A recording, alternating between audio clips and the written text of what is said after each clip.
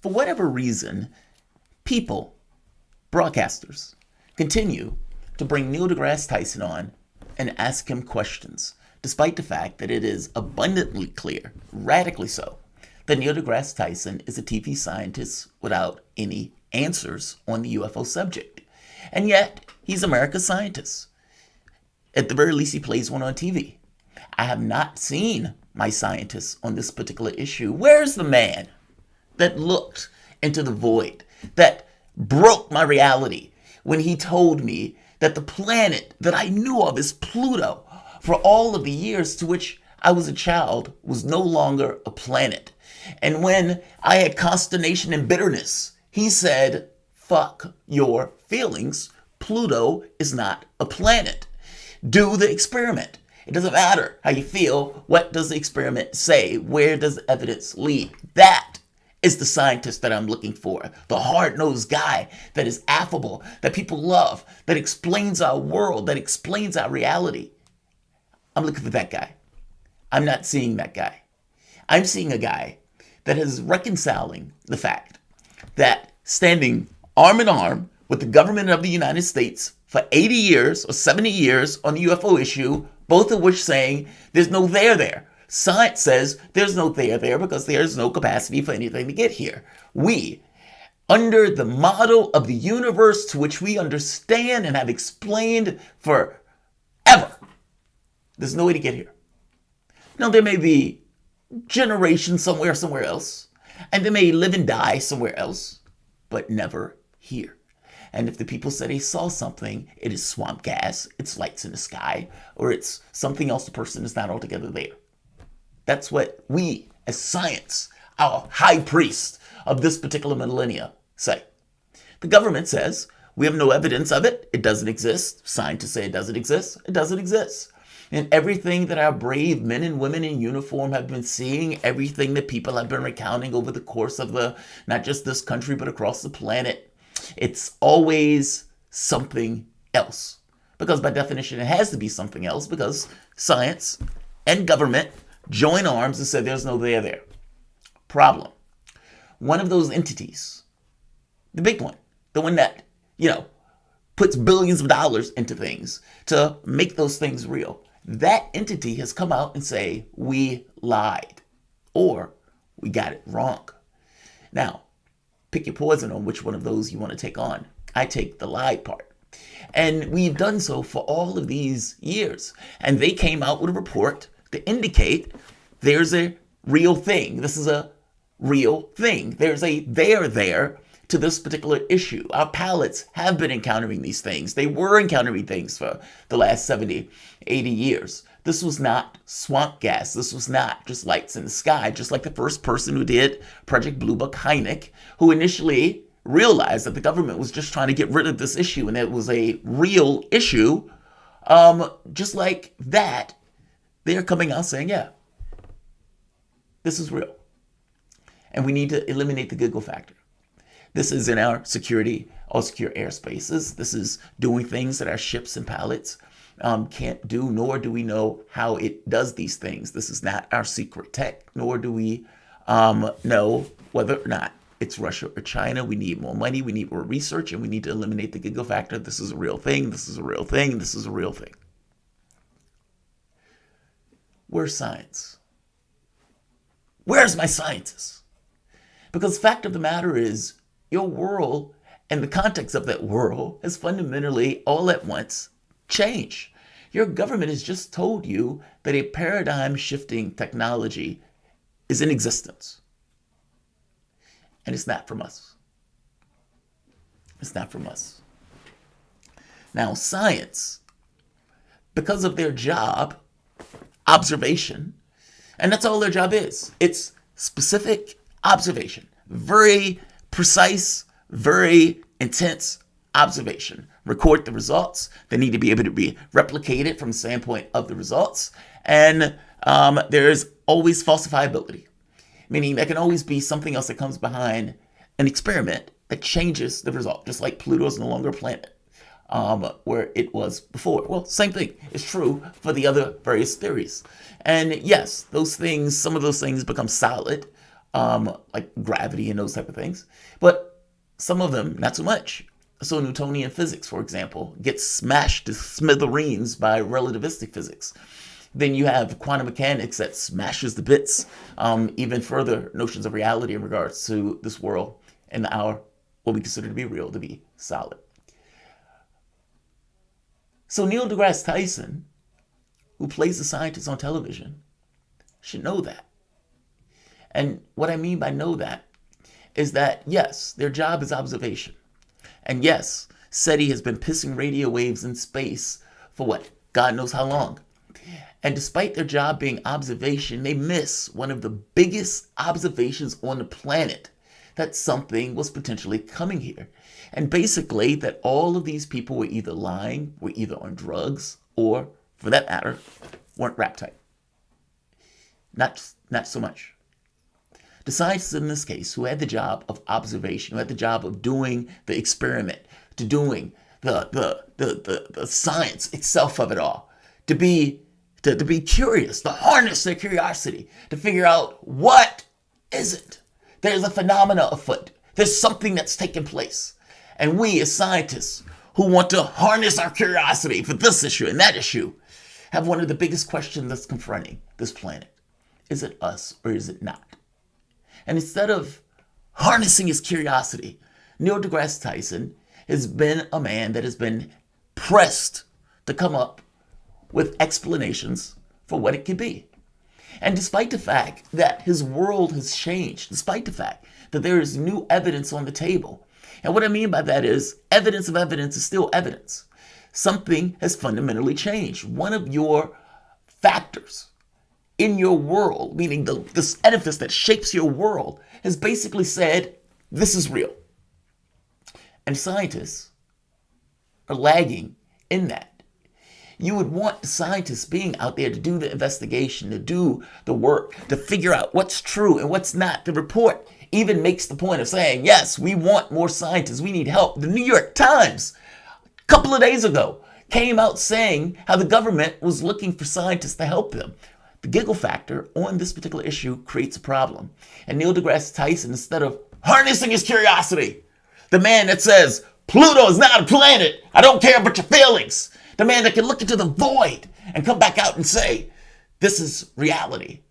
However you feel about it, this is reality. And that man can no longer deal with that reality and has devolved into delusional explanations or downright lying. I would prefer the delusional explanations and reconciling the fact that his profession got it wrong. Got it wrong. I'm going to show you this. He's basically tripling down. And he says, it could be aliens, it could be aliens. Because he gets the pressure that's basically on him at this point. This implicit pressure from Zakaria and from the public itself and in his own mind. Because in his own mind, what he knows, the government has said this is real. And if it is indeed real, and if what they're reporting is legit, then I don't have an explanation for it. I'm Neil deGrasse Tyson, the man with no answers. Let's hear Tyson give his triple down, radar glitches, electronic swamp gas.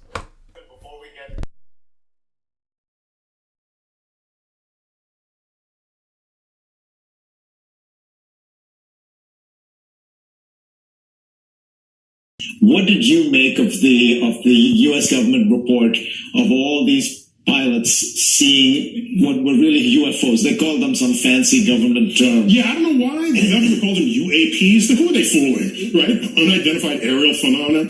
They're UFOs, okay? Just don't pretend like what it is that it isn't. So I'm as intrigued as the next person about these unexplained detections from, many were Navy pilots.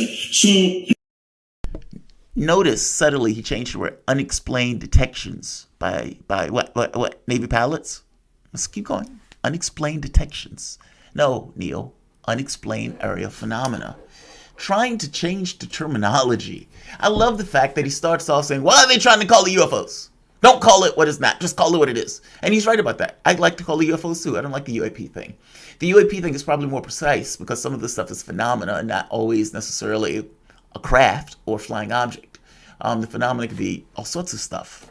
Ghosts, psychic activity, consciousness stuff. Even in the Fravor case, there was an aspect of consciousness that was part of the case. The craft ended up where Fravor was going to end up later. And so unexplained aerial phenomena is probably more precise. UFOs is what people are thinking of, though. That's what it is. Call it what it is. But then Neil deGrasse Tyson immediately turns around and changes it to unexplained radio detection. It's not radio detection, Neil. Yes, they did detect it on radar. But it's more to it than that. And you know that. Let's keep going. So I don't know what they are. If I were a betting person, I'd say maybe it's a glitch in the software or the hardware. Anytime you have some new, modern, fancy anything, there are glitches in it. You know this from when you have to update your software. Okay? So, and anyone who declares this has no errors means it doesn't have any errors. They haven't found them yet. Well, and so I'm just saying that it could be aliens, but that is insufficient evidence to convince me. It could be aliens. It could be aliens. But that is insufficient evidence to convince me. Now, what is the evidence you're talking about? The videos? Well, the videos are just videos. And yes, those things are to whet the appetite. But the thing that gives the videos their worth is that the Pentagon came behind it and said, yes, those are real UFOs. We don't know what those are. It's the Pentagon. It's the government giving it gravity and validity that is given its worth. The videos are there to sweeten the appetite of sorts, to pique interest. From the standpoint of the radio detection, it's not just radar. It's not just radar. And he has to know that. Either he is delusional, either he is a man without answers, and so he's coming up with this radar stuff and he's putting all of his hope on that. And this scientist is now a gambler. If I'm a betting man, why do you have to be a betting man? Harness your curiosity. Harness your curiosity. In fact, all of the evidence that you have at your disposal is not just what they're saying about radar or the videos. You also have the human element. And if you have all of those things happening at the same time, why are you here screaming that it's potentially a radar hiccup? Just to make this point.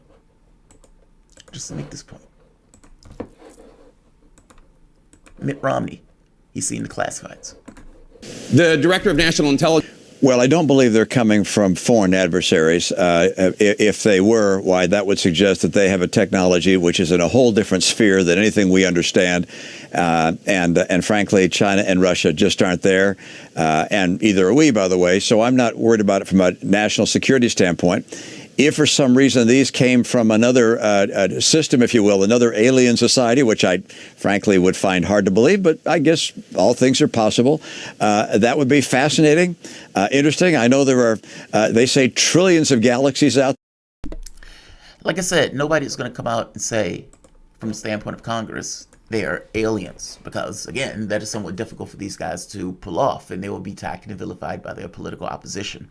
What they will do is have one study after the next. They would have congressional investigations, and what they would most likely do also is share responsibility, or this kind of diffusion of responsibility. So no one person comes out and does it. You would have committees, the gang of 8, the gang of 10, or whatever.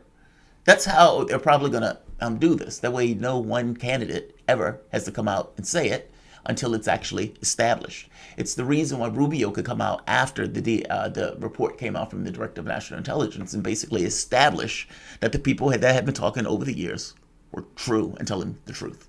The report gives them more leeway and space to be more brave in their assertions. Here's Romney saying, it's not Russia, it's not China, I don't think it's aliens. He's basically wiped everything off the table. But he accepts that there's a they are there. But the key point is, I don't think it's Russia. I don't think it's China, based on what I have seen.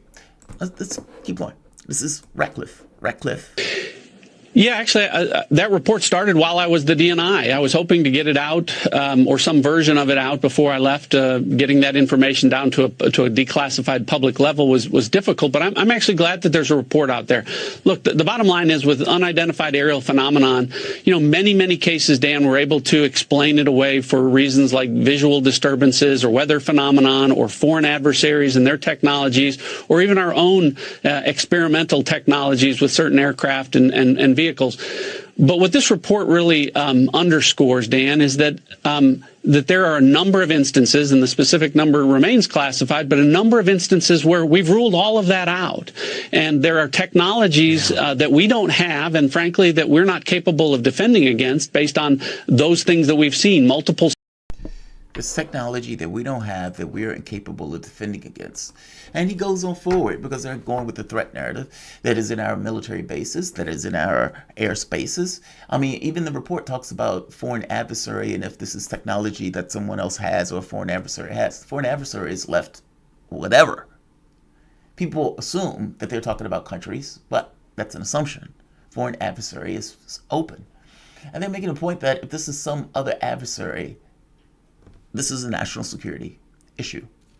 It's not Russia, not China. Again, multiple people who could see it. He used to be director of national intelligence. The assessment is here for Tyson to read. I don't know if you read it. It's here for him to read.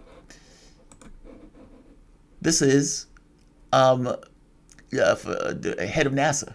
Listen to him. Efforts are underway down in Florida, but you have actually viewed the classified. Not only reading the report, but 3 years ago, I talked to the Navy pilots when we were briefed in the Senate Armed Services Committee. And my feeling is that there is clearly something there. It may not necessarily be an extraterrestrial, but if it is a technology that some of our adversaries have, then we better be concerned.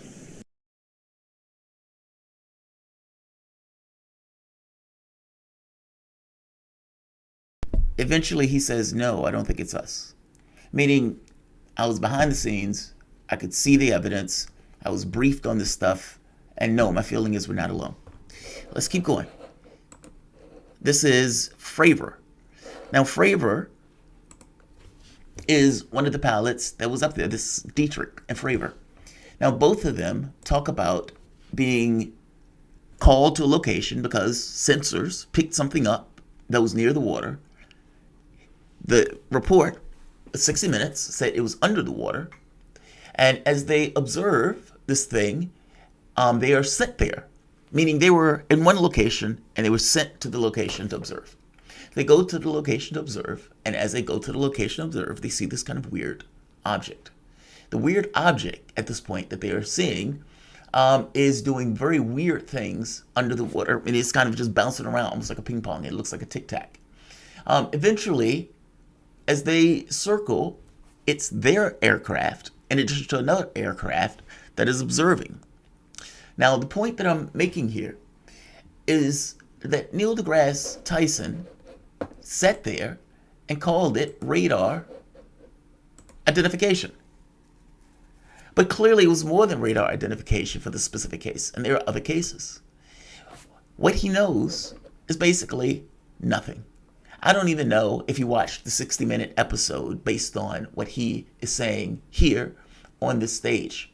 Instead of harnessing his curiosity and actually looking to figure out this huge, massive question that is confronting, at the very least, the government and the way that the government is engaging it. But instead of dealing with that, he is in full-blown delusion or bad faith answers. The Fravor case, in and of itself, I could play this video, but I don't have to. What I'm going to do is I'm going to play Elizondo and listen to Elizondo as he explains this case. You have a good guys and bad guys, right? And you're gonna do your war scenarios, and so they're out there doing their thing, and all of a sudden, in the middle, they get waved off. They get this radio call coming in from the E2 Hawkeye and saying, "Hey guys, just a heads up, we see something on our radar." Initially, the E2 Hawkeye radar operator thought it was maybe just wavetop because A lot of times those radars are so sensitive that if you have a high enough wave, you can pick those up. But this was a calm and steady sea state at the time. So they realized, hey, look, it's not a wave top. He says, well, I'm picking up something. And as they're having this conversation, the Princeton jumps in and says, yeah, we pick it up too. In fact, we want you guys to stop doing your war games and we want you to go beat feet over and check this thing out. So they were vectored to it. It's not like the pilot said, hey, I'm curious, let me go. No. The Princeton said, you will stop what you're doing and we want to reroute you and go take a look at what the hell that thing is going on. Okay. And this is so Dave the pilots Fravor. go. This is Dave Fravor. Right? It's the names I can say is Dave Fravor, Jim Slate, and Alex Dietrich. There's another person there, but they haven't come out publicly yet. So I'm, a weapons officer. Right. And, yeah, right. Maverick and Goose, you got it. Right. So they head on over, and I remember talking to some drug interdiction. Maybe there's some low flying Cessna that's bringing in some dope, and we can go ahead from Mexico. Yeah. Yeah. And as they get to the area, they're getting closer. The Princeton says, okay, you're right where you need to be. And pilots both look down and they see this, what seems to be this submerged object under the water was described as almost the size of a 737 underwater. So initially, all of a sudden, their hearts start to race. They're thinking, oh no, we've got a downed aircraft. And the water's roiling on top of this. But as they look down, they realize that there is this, what looks to be this tic-tac. But this tic-tac is floating over the water and it's behaving like a ping pong. It's not flying in a linear fashion that you would expect with a leading edge over the place. And obviously that was rather startling. That it's not a helicopter. It's moving too fast to be a helicopter. There's no control surfaces, no wings, no ailerons, no elevators, no rudders, no cockpit, no obvious signs of propulsion. It's just this ping pong moving around. So Dave Fravor, who's really, like you, as you know, as a fighter pilot, you guys tend to be a rare breed. I often joke about Dave that he's one of the few guys I know that actually runs towards danger and not away. He's a squadron commander, right? He's kind of a big deal. Yeah. Well, he's also Top Gun. He's also a Top Gun guy. So I mean, he's probably the most seasoned pilot on the carrier. On the boat. So he's legit. This is a legit guy. Oh yeah, he's way legit. And so he says, "Hey, I'm going to go, take a look and get close to this thing." And the other pilot's like, "Yeah, cool. I'm just going to hang out here. I'll keep high cover because I don't know what that is." Let me know how it is. Yeah, right. I'll watch from up here. And so Dave goes in, and as Dave and his Wizzo start to come in, this tic-tac all of a sudden orientates itself directly at him, almost like pointing at him, right? Like, "Hey, I know you're here." Right. And so Dave starts to come in on a slow and steady arc, this thing starts to mirror his position, maintaining a safe distance, not letting Dave get close, but mirroring his image and meeting and coming up to meet him. So now you're talking about an object that is somehow aware of the presence of U.S. military aircraft and is being controlled intelligently by someone or something. Right. And as Dave comes in, he kind of loses his patience, him and the Wiz, and they said, "You know what? Screw it. I'm just going to go ahead and cut this in half. I'm just going to come straight in at it and see what happens." They have tapes running. This is all recorded. There is. I'm going to be very careful what I say here. There is video evidence of this craft. There's data. Right. So he cuts in and comes in, and as he starts to close the gap, this thing just boom disappears over the horizon, and it does so. At an incredible velocity, and disappears over the horizon in about 2 seconds, maybe less.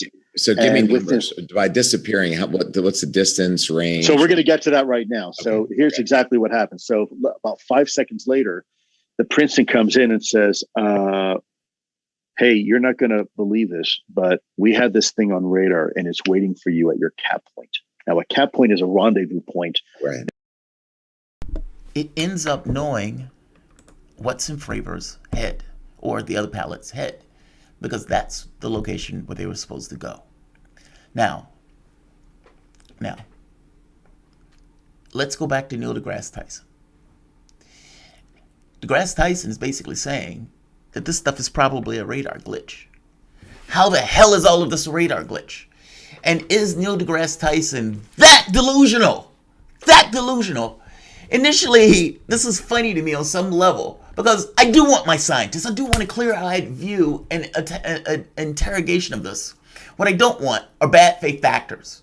And if America's scientist is going to be a bad faith actor and is going to go on Neil Zakaria and basically, it could be aliens, it could be aliens. Yeah, you hedged. But you are hard-pressed to explain that.